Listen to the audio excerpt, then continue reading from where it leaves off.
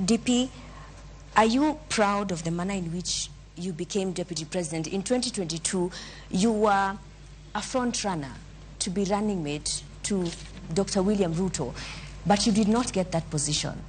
And you actually said you were going to take a break from politics.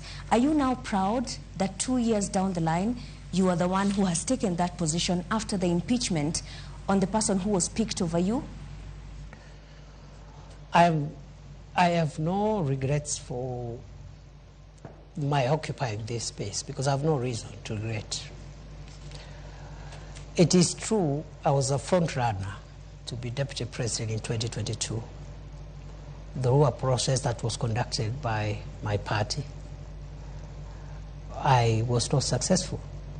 My brother, Rigathi Gachagua, was successful.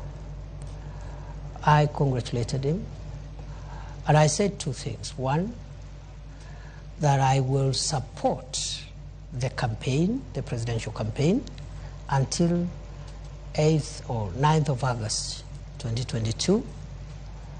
And after that, I will take a break from elective and appointive positions.